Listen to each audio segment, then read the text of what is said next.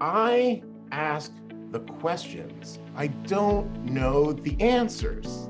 I mean, I know them for me. I don't know them for you, for the client. Yeah. Right? But the right questions at the right time from the right perspectives will open up new ideas, new information, access new memories, why, all that kind of stuff. And then sure, I have all kinds of, it's a creative process. You just you go with it until it feels right.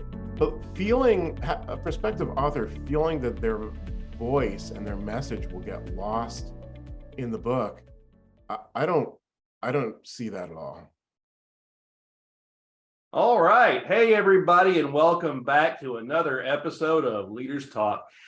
Today, I am very happy to have with me Jeff Leisawitz. He's an in-demand keynote speaker, critically acclaimed author, award-winning music producer, internationally distributed screenwriter, all of that, and he's a life coach for storytellers and creatives of every flavor. Man, Jeff, what a curriculum vitae there. We only have 30 minutes. I don't feel like I can cover all of that. Well, we'll do what we can. I like it. Perfect. Well, hey, with that introduction aside, tell our audience a little bit about yourself. What do you do? Yeah, absolutely. Well, a life coach for storytellers and creatives of every flavor. So I kind of specialize in storytelling. I got a degree from a hippie school in California, creative writing with perspectives from philosophy and psychology. So this was a really kind of interesting way to look at how stories are built, how they connect us human to human, and how they're powerful in many ways, in persuasion and emotional connection, all that kind of stuff. So I work with all kinds of creatives to write books, screenplays, all kinds of things like that. I'm also, as you mentioned, a creative myself. I write my own screenplays, books. I'm a photographer. I teach songwriting at a college. I mean, it just kind of goes on and on. Well, tell us a little bit about the concept of storytelling, because I know that a lot of our audience, they're thinking about a book. So, they want to know, how in the heck do I sit down and actually produce the material in my head that I would in such a way that it is actually going to be interesting for other people to read it? Exactly. So it's a really good question, because in business type books, leadership books, a big part of it is the information. What are the facts? How to, the concepts, thinking about things, all those kinds of big ideas. And we definitely need that. That's what you're trying to communicate. But if it's just that, it falls flat, right? Readers will not be engaged. Right. So we need to understand first, what the concepts are that we're talking about in the books, and then sort of dial it back to the why, the personal why of why this matters to you. Why does leadership matter to you, author? Is it because you had a great leader, in your Boy Scout troop? Is it because you had a terrible teacher one time and, who could not lead a classroom? There's reasons for this. And when we tap into the why and create stories around that, that will connect readers both with you as an author and with the material that you're writing about, your actual ideas and big thoughts. So let's deep dive into that, because I love it. That's something I talk about a lot on the webinars that I run, is about locking in your why. So how do you do that? What I say that it's like what Archimedes says: give me a big enough lever, I can move the world. The why is your lever. How do you find that, though, when you're doing that? How do you lock in on your why when there's all kinds of probably things in your head about what things you can think of what benefits you would have from a book? Sure. So, when I do this in private coaching, we go in and we sort of have a method, but I'm just going to give you sort of a general framework to think about this. And it's something I call the 5 whys. So when you ask somebody, why are you writing a business book? Their general answer, their first answer is almost never going to be the whole and deep truth. Okay. So here's what you do. You ask the question, why are you writing this business book? You come up with an answer. Then you ask why of the answer. Why does the answer matter? And you keep going. It doesn't have to be 5 times 5 iterations of this. It might be 3, but it might be 20, right? But when you get to something unexpected and something that you feel within you, you're gonna be like, oh yeah, maybe this is why I care so much about this idea. And when you know that, you can build the story around it. That's so fascinating. That is probably one of the first times I've ever heard an answer like that. And I've heard a lot of really good answers as to how you find that why. And it immediately resonates with me, because I feel like a lot of potential authors, when they're in that first stage, they're fighting with themselves in many cases about, what they really want to see their book be, as opposed to, continually in their head trying to fight with the practical of, what should it have? What should it? So then how do you balance that then? So you found that thing, you found that desire, but maybe it's a little bit opposite of what the best idea for a purely commercial book would be. So how do you balance those things? Well, that's a good question. When we write from our truth, or when we communicate or act in any way from our truth, it is powered with our true selves. Like, it is powered with what we are about. Yeah. Thus, I would suggest thinking of ways to really start with that. There might be a better concept or title to do, and you certainly can do that, but you personally will not be aligned with it. So if you are having trouble as a writer, just putting the pedal to the metal and writing the book, you're going to likely lose interest before you get to the finish line. Writing a book is no small task, as you know. However, if it is fueled by what you care about, what matters to you, even if it isn't the best, the hottest topic out there at the moment, it's still going to be more fulfilling to you, for sure. More likely for you to actually do it, which obviously matters, and the right readers are going to connect with you. So then you've got this now, you've distilled this down to something that you're passionate about, that you feel like you can reach a reader, but then it comes into that storytelling thing. A lot of people don't know what to do once they have that idea of what my why is. I know I want the book, I know I want the goal, but then it's, putting that into chunks. How do you then begin to do that? How do you then begin to actually take that and turn that into practical material, stories that can relate? Yeah. So whatever your why is, it doesn't matter what it is. It comes down to a subjective experience that you had in the past, likely in childhood or youth, but it really could be anytime. Okay. So whenever you have an amplified emotional perspective, there is going to be a why around that. And that is always connected to some kind of narrative, the narrative being the story. So if you know your why and you can pinpoint where it comes from, whether that's in your youth or an early job you had, or even something that happened last week that, kind of blew your mind, there is always going to be a story around that why.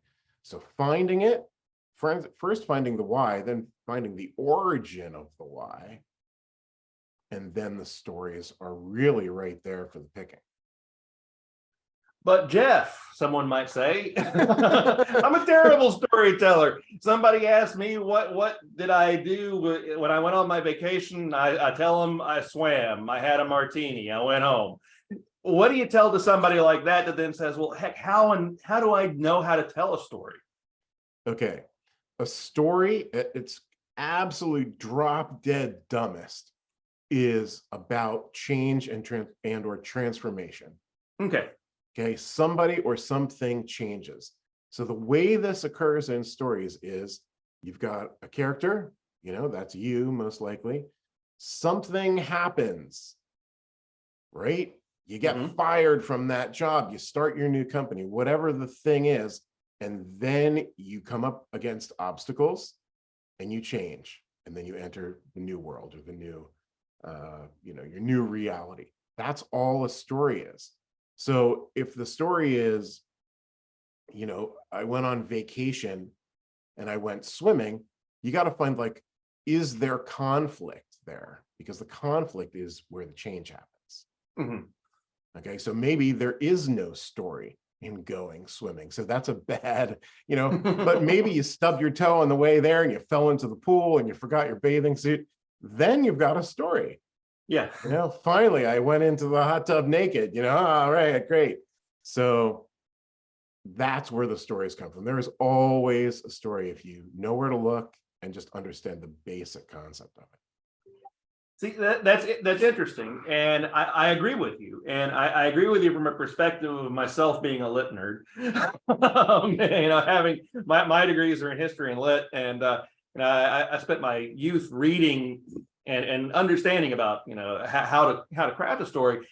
You're right. There's a lot of carryover between how you make an interesting fiction story and how you create an interesting nonfiction story. I know, I think you and I both know what the difference is, but tell us a little bit about our audience about saying, well, really, what's the difference in writing in those two different things? Well, in a nonfiction book, your primary objective is to transfer ideas of some useful kind, usually, to your audience. They buy the book because they're going to learn how to XYZ, whatever the thing is.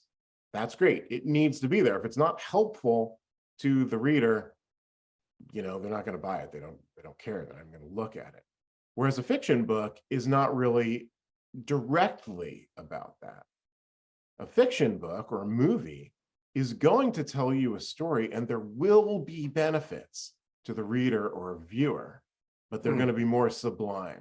When Luke uses the Force at the end of Star Wars, right, and blows up the Death Star, is that directly going to help you as a person? No. But what it might indirectly say is, wow, you can have faith in things that you are doing in this world. Right. And that's kind of the lesson. Yeah, I can absolutely see that. And I don't know about you, that Luke blowing up that Death Star changed my life. See all It changed my life too, all man. the merchandise behind me that I've given to Lucasfilm over the years. But yeah, so really it just comes down to you're crafting it the same way. You're just digging in your experience to find what resonated with you rather than trying to create something whole cloth just out of your feelings and your imagination. Absolutely. Yes. How does your personal story based on your why or whys connect with what you're talking about in the nonfiction part? Right? You're talking about leadership. Again, why does leadership matter to you? Because the first time you led that group in third grade, oh my God, it was a rush and you did something cool. That's powerful. When I read that, I'm like, yeah, what's this person gonna tell me about leadership?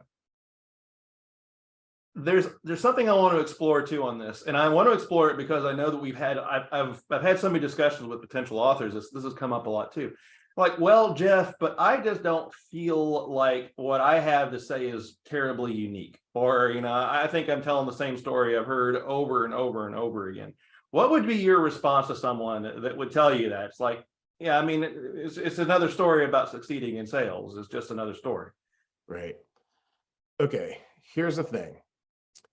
As humans, we are very similar to the billions of other humans who have walked and currently walk this planet, right? Well, you got a brain, you got a body, that kind of stuff, right? And you are completely unique. Not one of those billions has lived a life exactly like yours. Right? Grown up in the same family, in the same place, same interests, all that kind of stuff.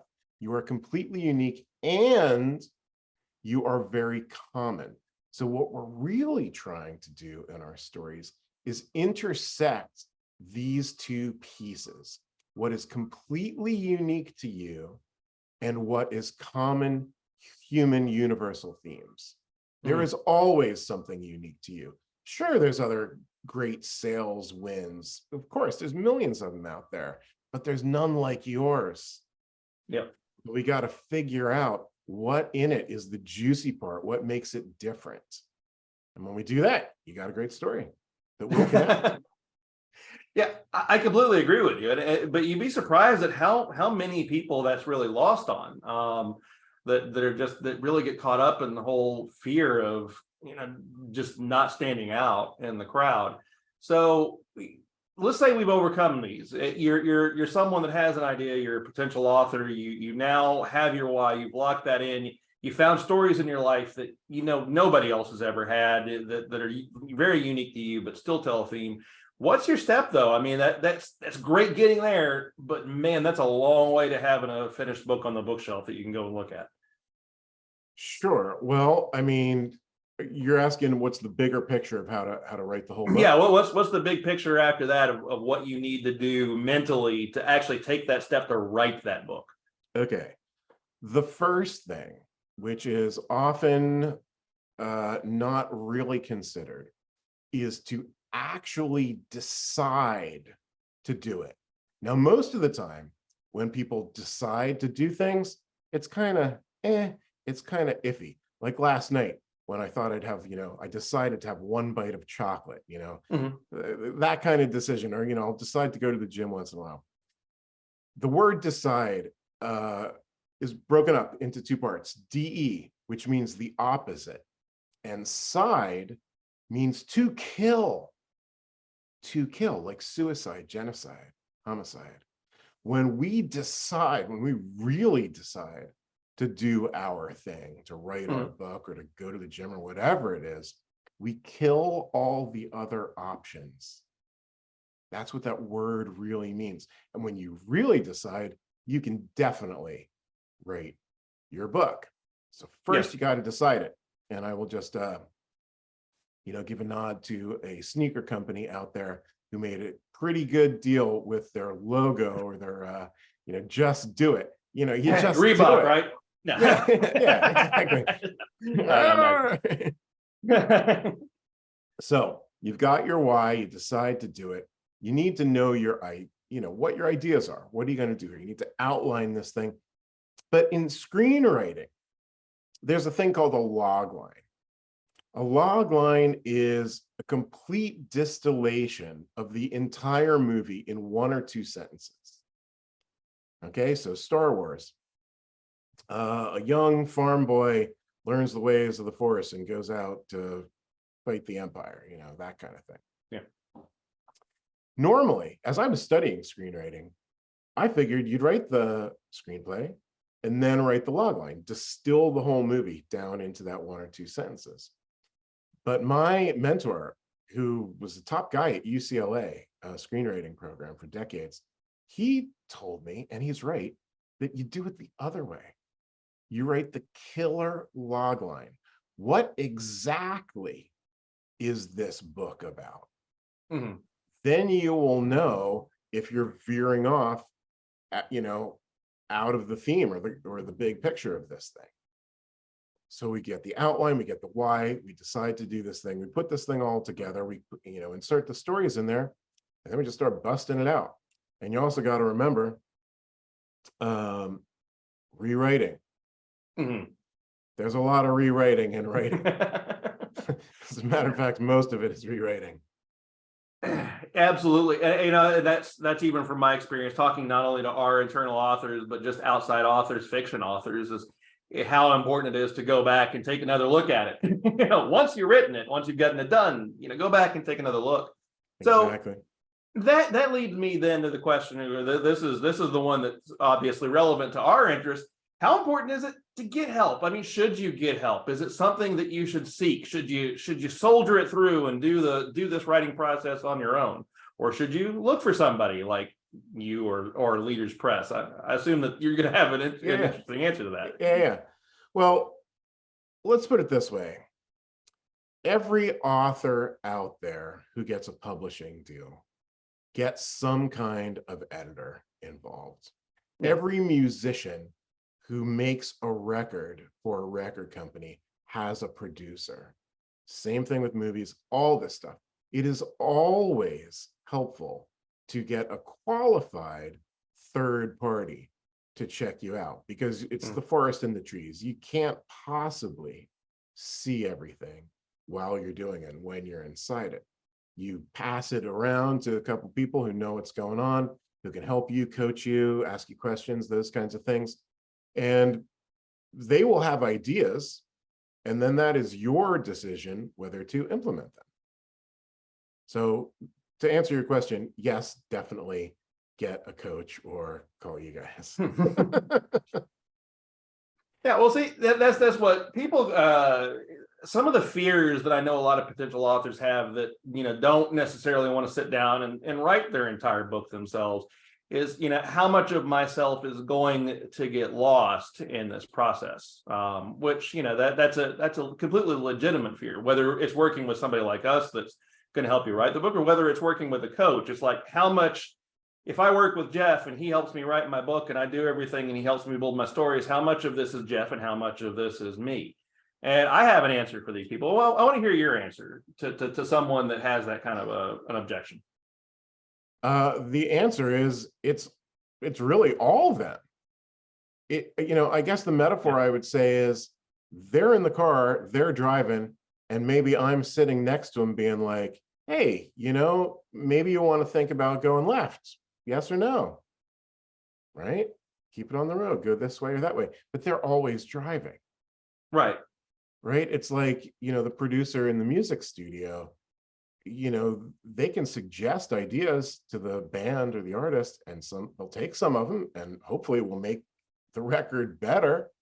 But I guarantee you, being a music producer myself, the artist will not always take your advice, and sometimes it's better that way.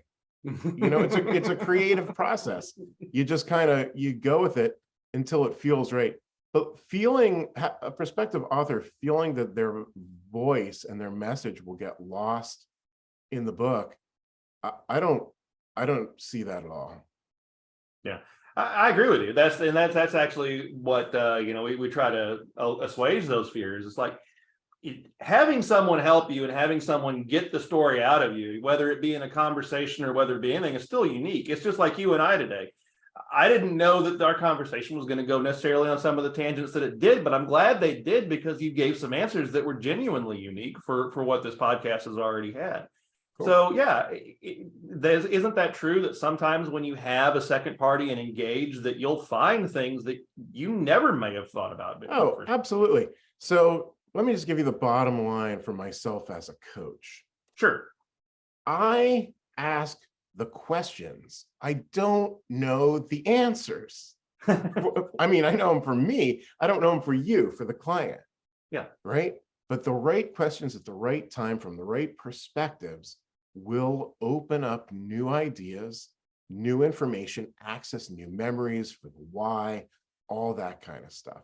And then sure, I have all kinds of ideas on how to outline things and accountability and stuff like that. But it's your book. It's not my book. I got my own books to write. Absolutely. Yeah. Well, Jeff, we could probably talk for hours, because just like I said, I actually had some tangents I was going to go on this conversation, but we went in some different areas. So we may circle back in the future, but for now, with our audience, I'm sure they've got a lot to chew on and resonates with them. How can they find you, and how can they get in touch with you to work with you? Sure. JeffLeisawitz.com. That's JeffLeisawitz. It's the only Jeff Leisawitz out there, so just Google it. And it's okay. We'll put the link down below for everybody as well. Thank you. Beautiful. All right. Well, wonderful. Well, everybody, you know where to go for Jeff. Jeff's got some even more interesting information. Like I say, I didn't even touch the tip of the iceberg with him today, so go check him out. Jeff, thank you so much for being with us here on Leaders Talk today, and we look forward to possibly speaking again in the future. Absolutely. Thank you, Andy. That was awesome.